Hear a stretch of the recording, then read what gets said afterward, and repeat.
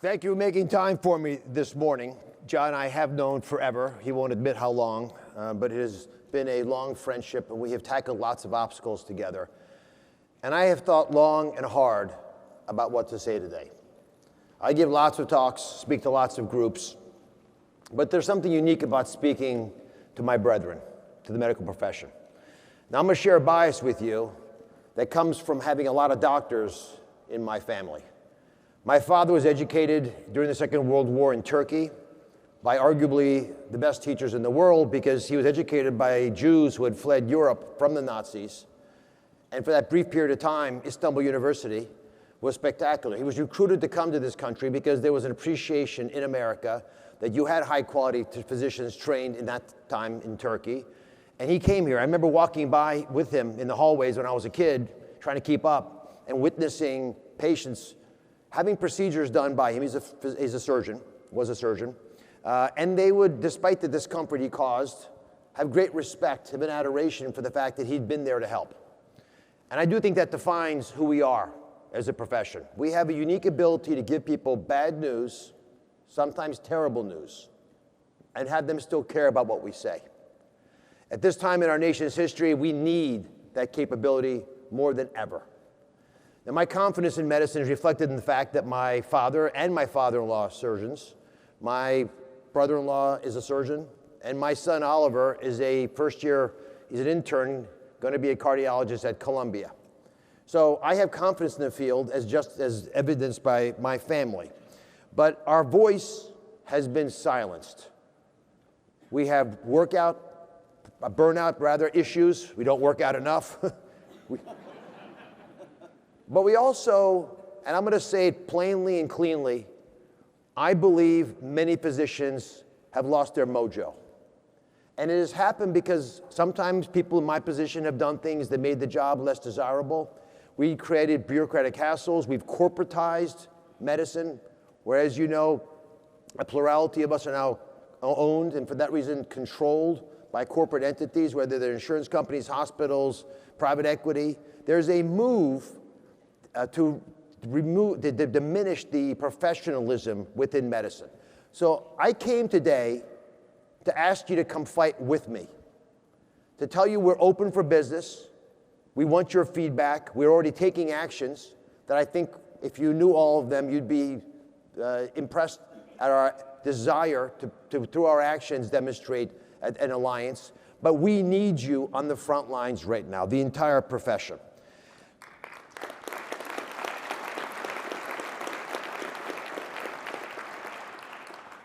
And let me give you some of the news that I know we often dole out there and try to keep it as clean as possible. If we're going to get engaged, it's going to happen because people who generally don't like to rock the boat are going to play a more active role. And I think if I can give you some talking points today, it might be helpful. First big talking point. Could MAHA be a force for good in our nation that might actually empower physicians to take a greater role? I feel strongly the answer is yes, because to me, MAHA is defined by one word, and that word is curiosity. Are you willing to do what a scientist should do and push back on orthodoxy, ask the extra question, which is what mothers always do because they care, because they love their families, do the same kinds of things for our profession. Now, if you are curious, then you also need to be courageous enough to act on what you find, because oftentimes it is inconvenient. And you just don't want to think that's possible. But we have many opportunities in medicine to push back on the status quo. And if we put our scientific hat on, remember we're called three things, right? We're doctors or doctore, teachers. Medicine is about healing, but we're also scientists because we're physicians, physics. So scientists ask extra questions and then they use it to heal people. And we have to do that with the courage required to speak up on issues that are not popular. And we have seen times, just in the last 5 years, when I think medicine could have played a louder, more powerful role, but it's been pushed back by bureaucratic efforts to sort of codify us, to corral us, to contain us. And I think we have an obligation, if we see something, to say something. And so if we do this the right way, some of the reasons we burn out start to go away. The loss of mission, the loss of empowerment. The reason so many of us went into this field was because we thought we would control our destiny, because nothing would get between us and the patient. And that's what professionalism is, right? The Hippocratic Oath, very clearly. We will always put our patients number one. All professions do that. Second big issue within professionalism is that you will stand on the shoulders of the people who taught you and improve the quality of the services that we offer. I think we do that reasonably well in medicine. We could do it better, but it's pretty good. What we don't do well is the third and fourth aspects of being a professional. Because the third aspect is to police the system, and which means policing each other and speak up when we see things that aren't right. That's awkward. We're not designed. We're healers. We're not lawyers. We don't challenge each other accepting grand rounds in very specific instances. We have to start doing that more. And the fourth is a civic responsibility to speak up. Because, my friends, we are the ballast of society. And when that ship of society is traveling into turbulent waters and being pulled into an abyss, we have to be the ones that help straighten out where we're headed. And we can't do that if we're not seen as the powerful professional group that is always going to put the country first, always going to put the patients first. So my vision, thank you. My vision, and there's a fine line between vision and hallucination. So I want you all to come along, because if we all see it together, it actually is the real thing, is reflected in a beautiful quote at the entranceway to the Hubert Humphrey building, which is it's where Health and Human Services is, where my office is. It was built during the brutalist period of architecture, because it is a brutally ugly building on the outside. But on the inside, it's spectacular, because you have people who are mission aligned. You know, when I went into government, I'd always been in the private sector. I'd always been where you are. And I always envisioned the typical federal employee like the sloth in Zootopia at the DMV. How many of you have seen that movie? Put your hands up. Good, that's good, you're still having fun. So very slow, meandering, that's not an accurate portrayal at all. These folks are hardworking, diligent, sharp as a tack individuals. They are actuaries, insurance experts, policy gurus. They have an ability to actually create wonderful solutions if they get right feedback. But in the entranceway to that building, there's a Hubert Humphrey quote that says, "It is the moral obligation of government." And he uses light as a metaphor beautifully. The moral obligation of government to take care of those at the dawn of life, the children, to take care of those at the twilight of life, our seniors, and to take care of those living in the shadows. It's haunting and it's real, and we've all lived it. It is hard to take care of people living in the shadows. Sometimes they have trouble helping back. They have other challenges besides their health that are dominating them. We know that, and I've been to plenty of FQHCs, and they tell me that the chance of a Medicaid patient canceling a doctor's appointment is twice that of a Medicare patient, because they don't want to lose their job. They don't have transportation. Life's complicated as already, and if you have financial constraints, it becomes that much more difficult. We have that moral obligation to get past those obstacles, and we will do that, because that's what professionals do, right? That's our primary call to action. So we at CMS decided to codify this in what are called OKRs, Objectives and Key Results. I encourage you to consider making these from your own organization if you don't. These objectives and key results help me explain what I think is most important about what we're doing at the agency. So I'm going to use them to help guide you through some of the things we're thinking through, so we're on the same page. So when you're curious, as you are, and you learn and hear things that I'm saying, even if you don't agree with them or don't like them or want to change them better, you can engage us with the courage required and the compassion that naturally comes along with it as healers, as physicians, to be able to make a difference in our country. The first of the OKRs is to make sure that we are the leading payer. We have to be the best at what we do because we are the biggest at what we do. And there's some things we should do a lot more impactfully than we have historically. This year, and the president demanded this, and it was the right thing to do, we went to the pharmaceutical industry and we said we can pass a law to reduce prices. We don't want to do that. We can use rulemaking to try to reduce prices. We also don't think that's as effective. What we really want to do is challenge you to do what's right, to stop charging American patients 3 times more for the exact same drug, made in the same facility, bottled in the same way, as you charge people consuming those products in Europe or other developed nations. And we have, over and over again, gotten these companies to agree. So we have a leading US company, a leading European company, the leading company in infertility drugs, which is a major challenge because 1 in 3 American couples are under-babied. Either they have no babies or they want more than they have. And just 2 weeks ago, you heard in the Oval Office, we announced that we're going to take the GLP drugs from the 2 major manufacturers, and they're going to sell them at most favored nation drug pricing, which is less than half of the price that those companies are currently selling these products directly to consumers, and it's probably 20% of the list price of these drugs. Why does that matter? Because we believe that we can use that pricing to justify Medicare and Medicaid both funding those medications. And although obesity is not a deficiency of GLP-1 drug in your bloodstream, there are people who will benefit, as you know, from these medications, and we believe the downstream benefit from reducing hypertension and diabetes and all the ailments that result from those conditions, including renal failure, hepatic issues, heart failures, dementia, et cetera, all of those will be benefited enough that within 2 years of when the ink dried last week in the Oval Office, we will be able to report tax savings back to the American people. But there's a bigger issue for you. We were walking into a moral hazard gauntlet. How do you defend giving a medication you know will improve the life expectancy and quality of life of a person because they have resources when you cannot afford to give that medication to people who desperately need it even more? And I'm speaking about our underserved populations where obesity is a much bigger challenge. Why is the #1 zip code in America for GLP-1 consumption 10021, which is the Upper East Side of Manhattan?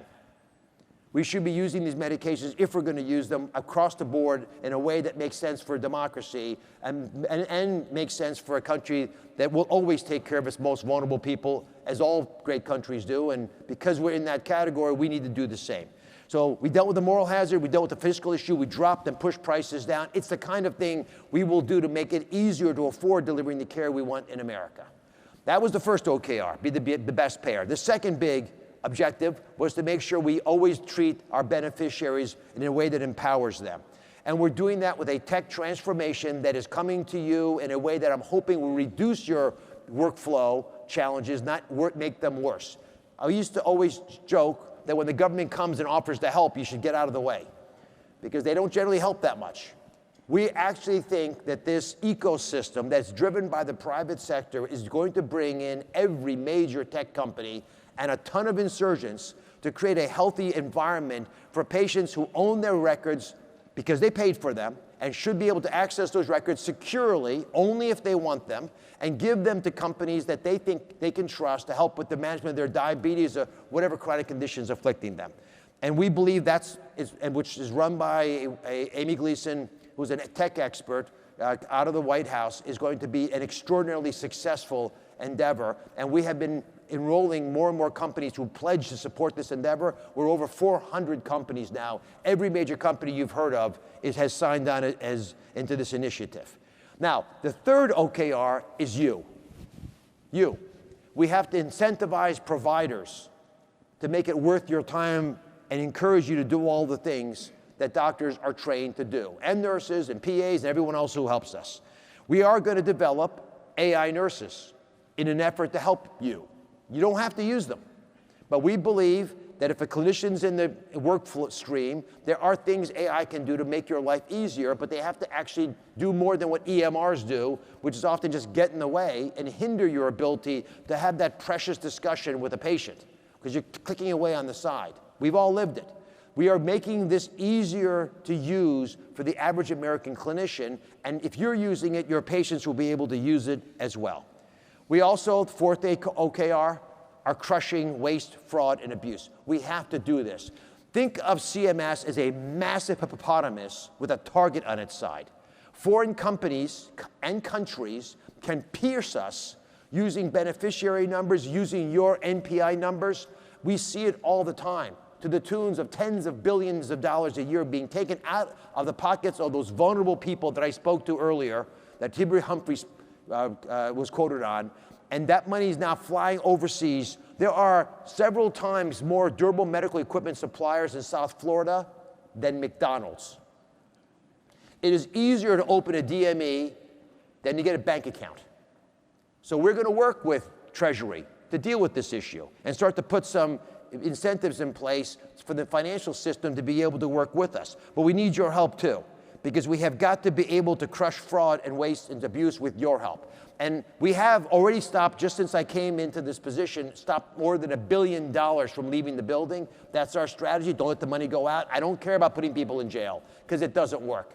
It takes us 3 to 4 to 5 years to prosecute. They steal $5 million, they go to jail for a year. It's a good deal for them, but it doesn't work for us. And we have foreign countries harboring these fugitives as well. So we just had a $15 billion bust with all the perpetrators basically in Russia right now. So we have got to be able to do better. In South Florida, we think the DMEs are supported by the Cuban government. So we are at war. Our systems are being hacked. We're going to modernize them, but we need your help to deal with the fraud. And the fraud doesn't just happen because criminal organizations get engaged. It happens because we don't look carefully at each other. We had to take a fairly difficult and harsh position on the skin substitute space. Skin substitutes have ballooned from a $250 million business to next year it would have been $23 billion. It would have driven up premiums for the average Medicare beneficiary by at least 10%. These are massive numbers. And yet we were witnessing physicians, our brethren, getting paid 6% of the ASP of these products. Therefore, they were pushing up the price of the products way above what had historically been in the market. And of course, everyone makes money. But the money comes from the new taxpayer, and it bankrupts the system. Those are the kinds of things I'm asking you, get involved. We learned about these problems. We understand hospice fraud now and DME from you, because clinicians call us and say, my patient came to me with something that I didn't order for them, and I don't know what's going on. But the problems are even worse than that. And the problems were starting to be addressed over the last couple of years, because we have to address them. And I'm going to speak to you about some policy now. And I want you to just park to the side what you have heard in the lay media and just hear the facts. I'm not going to give you policy pep talks. I'm just going to give you some facts. The One Big Beautiful Bill was passed to save Medicaid. Now, I know, I'm saying it on purpose. Now, it's really easy to say throw more money at it. That's a very comfortable thing to do. That's like taking a patient who doesn't benefit from a treatment and just throwing more of it at them. We were going to spend $5.4 trillion more on legalized money laundering from states in the form of state-directed payments and provider taxes. That's not good for you. Because when this music stops and everyone has to sit down, guess who doesn't get a chair? You. You're the easiest person to cut. And that's exactly what happens when you bankrupt the system. So there are two things we did. The first thing we did was to say governors of states and the President of the United States have got to be aligned with the same rules. If we agree that we're going to pay 3/4 of the bill for Medicaid, then we're going to pay 3/4 as the federal government. The president is fine with that. The governors are going to pick up 1/4 of the tab. They have to balance their budgets, and that runs forward. That system is the way it has always been.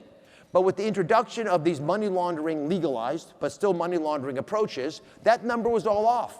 There were states taking huge advantage of the system, and other states didn't know how to play the game. That's not how you run a country with 50 states. It doesn't work well. And so we had to fix that. We also had to fix a big problem, which is Medicaid was never created for able-bodied individuals. In 1965, 60 years ago this year, when the law was written, there were 11 million people on Medicaid. It was for the people that Hubert Humphrey described. It was not designed for able-bodied individuals.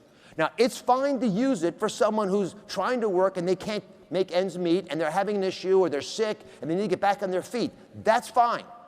But we cannot have 20 million people who are sitting at home watching 6.1 hours of television or leisure time a day on average on Medicaid and expect the system to survive.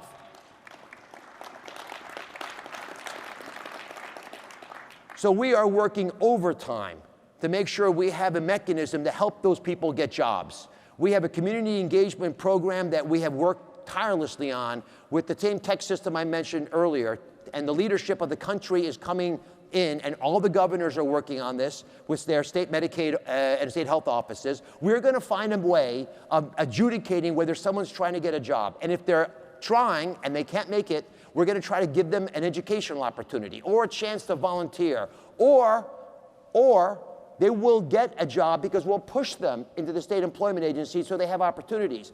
Our goal is to allow them to realize that they have agency over their future, that they're put on earth to fulfill a mission, to change the place, to make it better, and they should be free to pursue that God-given opportunity. And most people prefer that. The incidence of opiate addiction in folks who are able-bodied on Medicaid skyrockets. Nobody wants to sit at home watching television, playing video games. People want to change the planet. They know that's hardwired into them. And so if you give them a chance to do it, they will show up. Now that passed, that law went through. We now face a challenge with the ACA. And we can probably get into this in some of your questions, but let me just point out some simple numbers just to understand what the concerns are. The original Obamacare was created and ran until COVID with a very basic structure. If you were making less than 400% of the poverty level, you were able to access discounted insurance prices, and there were subsidies available. 50% of the people that were supposed to be on the ACA, half the people were supposed to come from the private sector, small business owners trying to get their employees, they're small because so they don't have to fulfill the bigger mandates, requirements initially. And then the other were going to be coming from federal government subsidies. Today, it's not 50-50, it's 95-5. If you pour money into the system without caring about the cost, the prices go up because they can be charged more. And what happens then? People have to pay out of their own pocket, don't have the money to do it. And that is the kind of problems we're facing now. So I'll tell you what happened during COVID. We passed COVID-era subsidies. Everyone was scared. We were worried, didn't know what was going to happen. The prior administration decided to pick up the remaining tab to make it 100% free for most Americans who are on the ACA. When something is free, guess what happens? Fraud, because no one is watching the bank. So we now think about this. Health insurance, most people use their health insurance. Am I right? They pay us. They buy prescriptions, right? So 20% of people in a typical year do not use their health insurance. Historically, for the ACA, it was even less than that. It was 15 to 20% of people would not use their insurance. If you're going to get insurance, you don't have much money, you're going to use it. That number has doubled. More than a third of people on the ACA never use their insurance. 12 million people last year did not touch their insurance, the ACA, during the year. Why? They don't know they have insurance. They're wrongly enrolled. They are on Medicaid and on the ACA. I can go on and on, but if you just look at the census data, there are not as many people in the country on the census earning the incomes that would qualify them for the ACA than are on the ACA. We don't even have that many people in the country. The fraud is so rampant, it has dramatically increased the cost of the system. And all we hear is extend the subsidies. That's not the problem. The issue is, how do you take care of people who need the care? That's our goal. We don't, as physicians, want to be performative in our kindness. I don't want to message to you that I want you to do well with your cancer. I want to treat the cancer. We don't respect our colleagues who are great talkers but don't do a great job when they're taking care of patients. What's the worst thing to hear when someone asks about whether someone's a good surgeon? They're a nice person. Is that the best you can say? I don't want a nice person. In our time of need, we do not want to be surrounded by intellectuals. We want to be surrounded by people of action. And that's why I'm here today. That's why I'm speaking to you so forthrightly and openly and honestly about the real challenges that we face, because we need you involved. And there are things we're doing with the Rural Health Transformation Fund, the pour $50 billion into rural health care, which is a 50% increase over what we spend in rural America today. We're not giving it to pay the bills. The president wants that money spent to transform rural health care, including how do I get high-quality physicians to be able to use telemedicine more easily? How do I get big academic centers to babysit smaller facilities? How do we get more nurses and LPNs trained in these areas to thrive? We're working on all these. But in the meantime, we want to take care of you. The One Big Beautiful Bill that got booed earlier had in it something that was very important. We have watched the physician's income drag behind inflation for the last 15 years. I'll give you a number. The hospital revenue for the last 15 years has increased at twice the rate of inflation. Your salaries have increased at half the rate of inflation.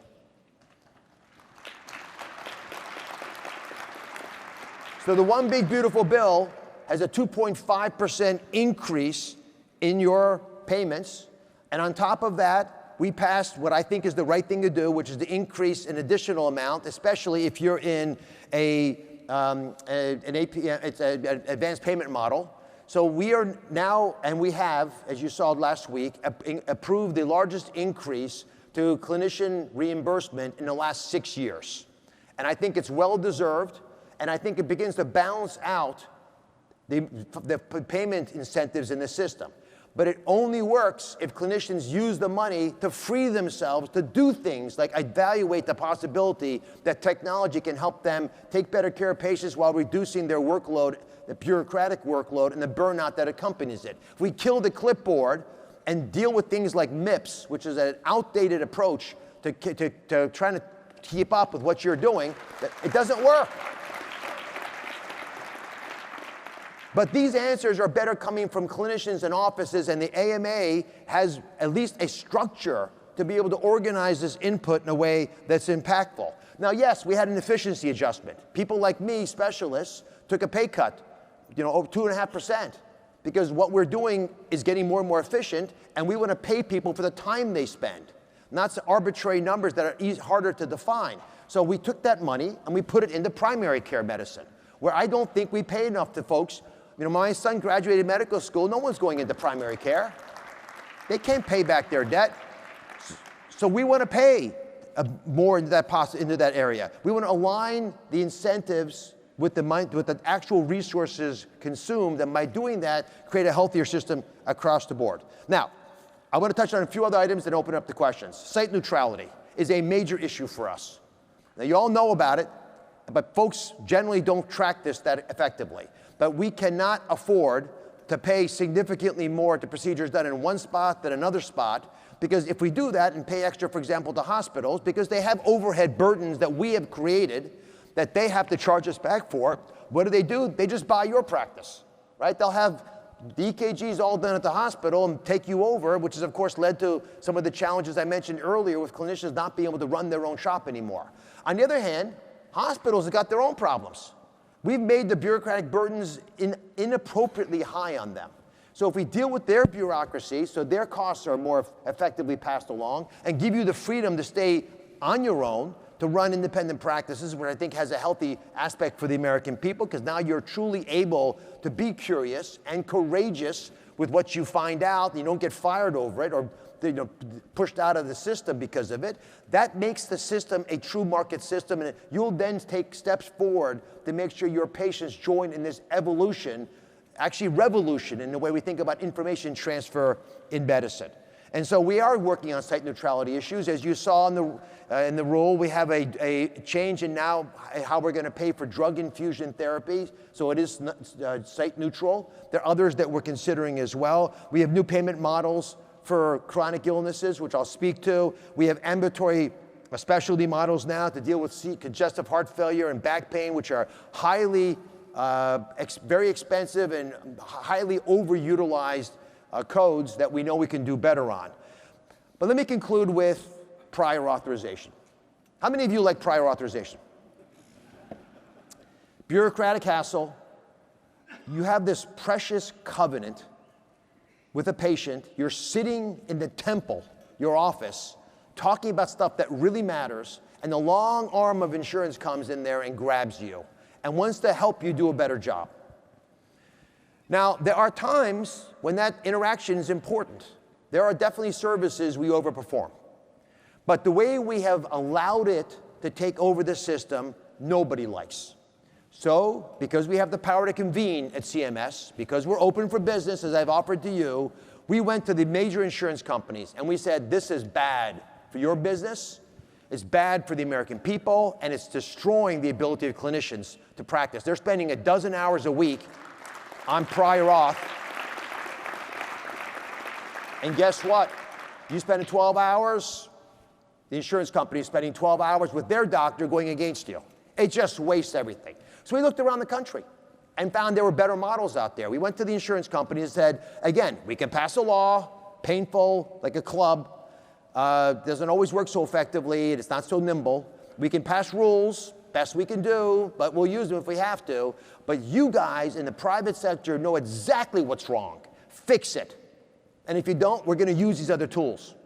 And they came to us over the summer, and they've agreed, insurance companies representing over 80% of Americans, to voluntarily fix the problem with the knowledge that we're coming after them if they don't. And so far, they're doing pretty well. They've agreed that they can do a better job by using multiple tactics, reducing the number of codes that are out there that are being used. And I think that's something we can all agree is rational, because we have many more codes. We have 15,000 codes probably, at least 5,000 of them get prior authorized. We probably need a fraction of that. But more importantly, they want to do it quickly. In fact, by end of next year, immediately, in 80% of cases. So you'll know exactly at the time of your interaction with the patient whether they qualify or not, and why they don't qualify, and how you can take action to address that reflection. That's why even Medicare, with our WISER model, is looking at, again, very few but important codes where there's dramatic overutilization. But I'll tell you the model that I really like, personally. I like the gold card model. You go to Pittsburgh, we're Allegheny and Highmarket aligned, and 50% of the doctors are gold carded. That means they never have to face any prior auth pushback, because their practice is so aligned with the way we think medicine should be practiced that no one gets in their way. And what does that do? A, they take huge pride in that. They're especially careful to make sure that they're doing things right. But here's the better part. The 50% of doctors who are not in the gold card, they want to be in the gold card. Who wants to be in a system where you're the B player? And they also begin to now find out, which I think is very elegant, that there are things they can do to improve their quality. You go to Kaiser, there is no prior auth, because they've taken that gold card and made it to 100% of the people. They just come and help folks figure out if there's systemic issues in how care is given that fails. We can make this work, but I have to have you involved. You involved at every level. You involved talking about this in the doctor's lounge, but also in church on your way out on Sundays and at the cocktail parties. I have to have the medical community, the professionals, coming back to the metaphor, who are the ballast of the ship of society. You must speak up. Are you with me on that?